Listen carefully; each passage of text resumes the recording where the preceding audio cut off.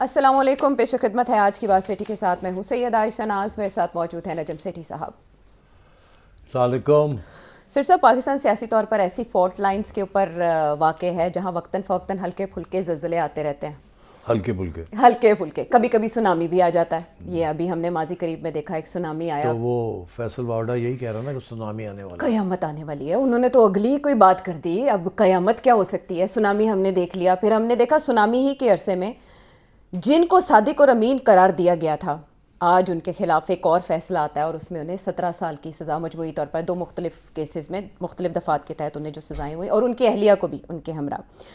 تو یہ ہے توشہ خانہ 2. اب اس کی ہم تفصیلات میں جائیں، جزیات میں جائیں، وہ تو ایک الگ بحث ہے. لیکن جو فیصل واوڈا صاحب کہہ رہے ہیں اس کو مد نظر رکھتے ہوئے میں آپ کے سامنے سوال رکھوں گی کہ انہوں نے کہا اللہ رحم کرے، دسمبر کا مہینہ ہے اور سب کچھ دیوار پر لکھا ہے.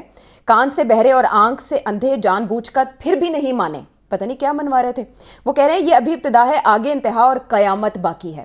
وہ تو ایسے جیسے اب اس کے بعد آسمان ٹوٹے گا، لیکن کس پر ٹوٹے گا یہ اب آپ بتائیں گے. لیکن جو آج کی سزا ہے، اس سے پہلے سزاؤں کا ایک سلسلہ ہے، کچھ معطل بھی ہوئیں، کچھ میں عدالت نے یہ بھی کہا کہ دوبارہ سے آپ لے کر جائیں اس معاملے کو، فیئر ٹرائل دوبارہ سے ضروری ہے. آج کی سزا کے بعد عمران خان صاحب کو، پاکستان تحریک انصاف کو اور پاکستان کی سیاست کو کیا فرق پڑے گا؟ کوئی فرق نہیں پڑے گا. یہ سب سزائیں جو تھی یہ توقع کی جا رہی تھی کہ یہ ہوں گی.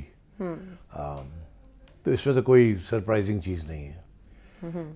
ایشو یہ ہے کہ یہ سب سول عدالتوں میں ہو رہی ہیں جی، جہاں اپیل اور یہ اور وہ.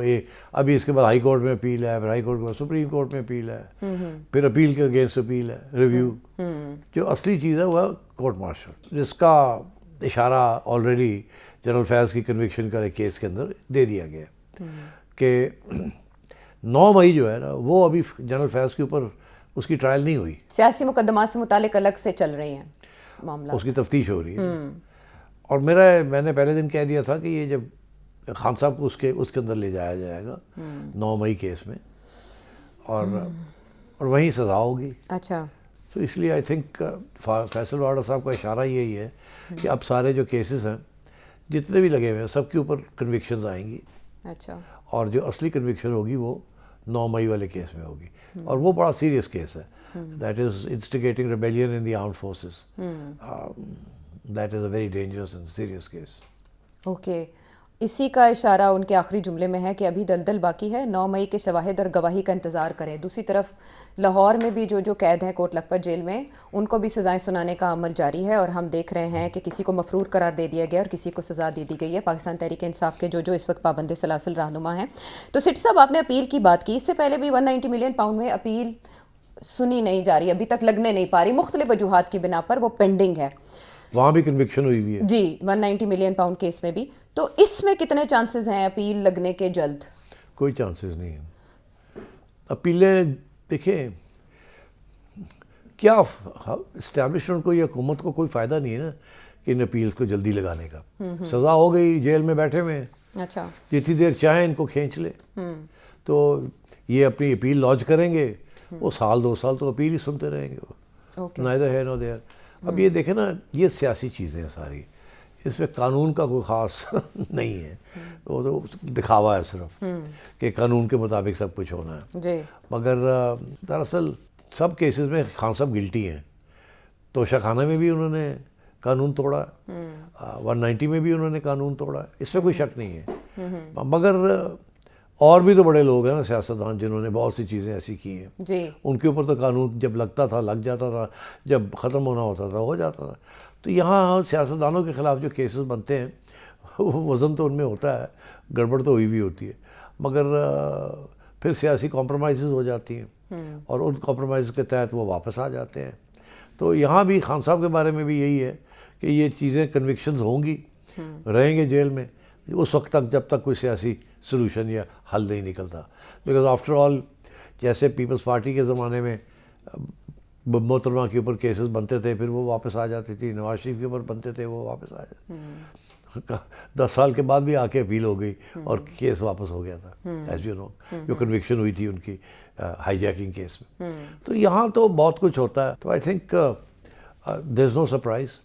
مگر جو ایشو یہ ہے کہ جو کورٹ مارشل والا جو کیس ہے دیٹ از اے ڈینجرس. وہ ملٹری کورٹس میں لے جانے کا اشارہ تو عمران خان صاحب خود دیتے رہے کہ یہ میرا کیس ادھر لے کر جائیں گے, ان کے وکلا کہتے رہے. تو کہنے سے کیا ہوتا ہے, وہ لگ جائے گا وہاں, بیکاز کیس جو یہ ہے نا کہ آپ نے بغاوت بیوٹری ابھارنے کی کوشش کی, تو وہ تو بہت سیریس ایشو ہے. اور اگر اس کے اوپر ایویڈنس ہے, اور اب یہ کہہ رہے ہیں کہ جنرل فیض جو ہیں بہت سی چیزیں نکل رہی ہیں باہر, آج کل تو سارا دن میڈیا یہی لگا رہتا ہے فیض نے یہ کیا, فیض نے یہ کیا, فیض نے یہ کیا. تو اب دیکھنا یہ ہے کہ کیا فیض جو ہے وہ اپروور بنے گا, وعدہ معاف گواہ بنے گا کہ نہیں. ذوالفقار علی بھٹو صاحب کے کیس میں وعدہ معاف گواہ کی گواہی کے اوپر ان کو پھانسی چڑھا دیا گیا تھا. یہاں وعدہ معاف گواہ بنے گا جنرل فیض, نہیں بنے گا, دوز آر دی ایشوز. مسعود محمود صاحب کو آپ یاد کر رہے تھے بھٹو کیس میں. اچھا سیٹھی صاحب, آپ نے تذکرہ کیا اس سے یہ سیاسی بنیادوں پر یہ مقدمات چلتے ہیں, جب کوئی زیر عتاب ہوتا ہے اور اس کے بعد جب واپسی ان کی ہوتی ہے وہ معاف بھی ہو جاتے ہیں. بے نظیر بھٹو, نواز شریف صاحب اور جتنے پاکستان کے روایتی سیاستدان, عمران خان صاحب ان سے اس لیے مختلف تھے کہ ان کے بارے میں کہا جاتا ہے کرپشن نہیں کرتے عمران خان صاحب, یا دوسروں کے برعکس موروثی سیاست کے یہ خلاف ہیں. ان سارے حالات کو دیکھتے ہوئے اب یہ ڈو اینڈ ڈائی پوائنٹ آ چکا ہے, کیونکہ فیصل وابڈہ صاحب کی اس سے پہلے کی ٹویٹ اس دن کی ہے جس دن فیض حمید صاحب کو سزا ہوئی, اور آج کی جو ٹویٹ ہے جس دن عمران خان صاحب کو سزا ہوئی. سو اب یہ وہ ڈیسائزو پوائنٹ آ چکا ہے جس پر فیصلہ ہوگا کہ کمپرومائز کیا جاتا ہے یا نہیں. وٹ ڈو یو سی؟ پاکستان تحریک انصاف, عمران خان اس وقت ریویو کریں گے اس پوزیشن پر؟ دیکھیے میرا خیال ہے جواب تو آلریڈی مل گیا آپ کو. ایک جواب یہ ہے اس کا کہ وہ جو ان کے ساتھی ہیں شاہ محمود قریشی اور ڈاکٹر صاحبہ اور باقی لوگ جو کوٹ لکھپت میں ہیں, لاہور میں, ان کی طرف سے سنا ایک خط لکھا گیا میڈیا کے لیے کہ مذاکرات ہونے چاہیے, ٹھیک ہے نا, لڑائی جھگڑے نہیں ہونے چاہیے. تو آج جو سماعت ہوئی جہاں یہ سزا سنانی تھی, تو وہاں خان صاحب نے آلریڈی انسٹرکشنز دے دیے سلمان صفدر صاحب کو کہ پاس آن کر دیں علیمہ خانم صاحب. علیمہ خان نے پریس کانفرنس کر دی, جی میڈیا ٹاک کر دی, اور کہا کہ خان صاحب کہتے ہیں کہ لڑنے کے لیے تیار ہو جاؤ آپ اسٹریٹ موومنٹ کے لیے, فور سہیل آفریدی صاحب اسپیسیفکلی کے پی کے. تو ایک طرف خان صاحب کہہ رہے ہیں اسٹریٹ موومنٹ لڑائی, دوسری طرف کوٹ لکھپت والے جو ہیں وہ کہہ رہے ہیں مذاکرات, اور ایک چھوٹے کوئی 3-4 نان اینٹیز ہیں جو کہ نہ ادھر کے نہ ادھر کے, وہ بھی لگے ہوئے ہیں کہ جی کوئی مذاکرات ہوں, راستے کھلے. یہ ہے میرا نہیں خیال کوئی راستے کھلیں گے. اچھا, میں نے کل کے پروگرام میں آپ سے یہ کہا تھا نا کہ ایک سائڈ کہے گی کہ مذاکرات کا کیا فائدہ ہے, یہ تو ٹرک کی بتی ہے. دوسری سائڈ کہے گی کہ جی لڑائی جھگڑے کریں, وہ کہے گا لڑائی جھگڑے عوام ہی نکلنے کے لیے تیار نہیں ہے, ٹھیک ہے نا. تو یہی کل بات ہوئی تھی. تو آج بھی صورتحال وہی exactly the same. To answer your question, I don't think لڑائی جھگڑے کے لیے پی ٹی آئی تیار ہے. چھوٹی موٹی اگر کرے گی بھی کچھ تو, اور ادھر مذاکرات جو ہے وہ تو سارا وقت حکومت تیار بیٹھی, اور اب تو حکومت کے ساتھ بات کرنی ہے نا. مذاکرات تو اسٹیبلشمنٹ کے ساتھ تو نہیں ہونے, وہ تو آلریڈی انہوں نے کہہ دیا ہے کہ مذاکرات کرنے ہے, کچھ کرنا ہے تو آپ سٹنگ گورنمنٹ ہے اس کے ساتھ بات کریں, اور وہ تو پارلیمنٹ کے اندر ہی ہوگی. تو اب کیا یہ جو ہارڈ لائنرز جن کو خان نے نامینیٹ کیا ہے, اچکزئی صاحب ہیں, اور ادھر جی علامہ راجہ ناصر عباس ہیں, آفریدی صاحب ہیں, جی سہیل آفریدی صاحب. تو ان کو اسی لیے کیا نا کہ جو پہلے لوگ تھے وہ تو مذاکرات اور سافٹ لائن لے رہے تھے نا. تو خان صاحب نے تو آلریڈی لیڈرشپ کو انسٹرکشنز دے دیے, تبدیل بھی کر دیے. تو خان صاحب کی پالیسی تو بڑی کلیئر ہے. اب دیکھنا یہ ہے کہ آن دا گراؤنڈ پی ٹی آئی کیا کرے گی. جی یہی والا سوال ہے اہم, اور یہ سزا اس دن آئی ہے جس دن پی ٹی آئی نے قومی کانفرنس تحریک تحفظ آئین پاکستان موومنٹ کے پلیٹ فارم سے بلائی ہے. آج یا کل وہاں بات چیت کے بعد کوئی نہ کوئی فیصلہ, کوئی نہ کوئی راہ لینی ہے. سلمان اکرم راجہ صاحب نے آج اس پلیٹ فارم پہ, قومی کانفرنس کے پلیٹ فارم پہ بھی یہ بتا دیا کہ اسٹریٹ موومنٹ کا حکم آیا ہے یا انسٹرکشن آئی ہے فرام اڈیالہ. لیکن ہم یہ دیکھ رہے ہیں کہ کچھ عرصے سے عمران خان صاحب اسپاٹ لائٹ میں لا رہے ہیں سہیل آفریدی صاحب کو, میسیجز ان کے لیے آتے ہیں, ٹویٹس میں ان کا ذکر ہوتا ہے, اور آپ نے بتایا تھا ان کا انتخاب کس بنیاد پہ کیا گیا پوری دنیا میں ایک ماحول دیکھتے ہوئے. سو آپ نے کہا اس وقت پاکستان تحریک انصاف ریڈی نہیں ہے. یہ دو چیزیں ہیں, سہیل آفریدی صاحب کا یہ امتحان اب اس سچویشن میں اگر اناؤنس ہوتا ہے کہ جیسے کہہ دیا, اور انہوں نے بھی کہا کہ اب ہم کفن یا آزادی میں سے ایک چیز کے لیے نکلیں گے, ابھی اس کے لیے آپ کتنی زمین ہموار سمجھتے ہیں؟ سہیل آفریدی صاحب کے بارے میں یہ بھی کہہ رہے ہیں تاتار صاحب that he is behaving, cooperate کر رہے ہیں, این ایف سی کے پلیٹ فارم پر بھی کیا. آپ کو یاد ہوگا عائشہ کہ گنڈا پور بھی تو بڑی گرجتا تھا, جی پھر بعد میں پتہ چلا از بیہیونگ, الٹیمیٹم دیتے تھے اتنے دن بعد, پتہ نہیں کیا کیا انہوں نے کیا. ابھی تو آفریدی صاحب نے تو کچھ بھی نہیں کیا جتنی باتیں گنڈا پور نے کی تھی. تو بعد میں آ کے پتہ چلا کہ خان صاحب سمجھتے ہیں از کمپرومائزڈ. اچھا تو اب افریدی صاحب کیا کریں گے؟ اب چوائس نہیں ہے ان کے پاس. اگر تو انہوں نے خان کی بات ماننی ہے تو he has to do it now, he has to start movement. اب ہمیں یہ کہا جا رہا ہے کہ ہم پیسفل احتجاج کریں گے. جی پہلے بھی تو پیسفل احتجاج کی بات ہوتی تھی نا, جب آپ گاڑیوں میں بیٹھ کے, ٹرکوں میں بیٹھ کے آپ ڈی چوک کی طرف آپ جاتے ہیں تو گورنمنٹ حملہ سمجھتی ہے, آپ کہتے ہیں ہم تو پیسفل احتجاج کر رہے ہیں. ایسے ہی ہے. تو یہ تو وہی کہیں گے جی ہم نے تو کوئی لڑائی جھگڑا نہیں کرنا, ہم تو احتجاج کر رہے ہیں, پروٹیسٹ کر رہے ہیں. گورنمنٹ روکے گی ان کو, جب روکے گی تو یہ آگے بڑھیں گے تو پھر شیلنگ ہوگی, اور آگے بڑھیں گے تو پھر وہی ہوگا جو پچھلی دفعہ ہوا تھا. اوکے, بٹ ان کی ملاقات کا کب تک آپ کو چانس لگتا ہے کہ وہ میسج لے کر جائیں بانی پی ٹی آئی کے پاس؟ آپ بھی عرصے سے کہہ رہے ہیں ہو جائے گی ملاقات. نہیں, ملاقات تو ہوگی. اب سوال یہ ہے کہ بانی پی ٹی آئی جو ہے وہ کیا کہتا ہے افریدی صاحب کو کرو, اور افریدی صاحب ان کو کیا کہتے ہیں میں کر سکتا ہوں, میں نہیں کر سکتا, باہر عوام کا کیا موڈ ہے کیا نہیں ہے. دیکھیے اس وقت بہت خوف ہے. جی ایک طرف تو ٹیررزم چل رہی ہے, افغانستان سے آ رہی ہے, انڈیا سے آ رہی ہے, اور کے پی از ویری ریڈیکلی افیکٹڈ. جی سو ایک طرف تو وہ سچویشن ہے. دوسری طرف اگر آپ کی سیاسی جماعت ایک اور اسی قسم کی شروع چیز کرتی ہے جس کے ساتھ ساری ایڈمنسٹریشن کی توقع اور اٹینشن ان کی طرف ہو جاتی ہے, تو ظاہر ہے the terrorist will be very happy کہ یہ ہو رہا ہے, اور آپس میں لڑائی جھگڑے کریں, آپس میں مریں, تاکہ ہمیں اسپیس ملے کرنے کے لیے. اور آپ کے انٹیلیجنس اپریٹس جو ہے وہ سارا ادھر توجہ دے رہا ہے, تو پھر وہ ان کو تو کھلی چھٹی مل جاتی ہے. اس لیے آئی تھنک جو گورنمنٹ ہے ول ٹیک اے ہارڈ لائن, وہ نہیں اس قسم کی چیز کو الاؤ کریں گے. اور یہ جو سزا آپ نے سنی ہے آج, جی آپ نے دیکھا کس طریقے سے سزا بھی آ گئی, راتوں رات بلا کے کیس صبح فارغ کر دیا. جی تو آگے ایسے ہی ہوگا, سمری قسم کی چیزیں ہوں گی. اینڈ آئی تھنک واڈا صاحب کی بات کو سیریسلی لینا چاہیے. And I think hard line, بہت ہارڈ لائن. میں کب سے عرصے سے یہ کہہ رہا ہوں, اور فیصلے کچھ ہو چکے ہیں. تو قومی کانفرنس کے پلیٹ فارم سے آپ سمجھتے ہیں کہ کوئی رہنما سب مل کے اس سچویشن کو بھانپتے ہوئے, گراؤنڈ ریالٹیز کو دیکھتے ہوئے کوئی ایسی لائن لیں گے؟ عائشہ یہ لوگ سب جو ہے نا پی ٹی آئی والے, جی they are prisoners of their own rhetoric. یہ سب قیدی ہیں. آپ سمجھتے ہیں قیدی نمبر 804 ہے, یہ سارے قیدی ہیں, یہ اس کے قیدی ہیں. 804 کسی کا قیدی ہے, اور یہ سب 804 کے قیدی ہیں. یہ کوئی انڈیپینڈنٹ پوزیشن نہیں لے سکتے.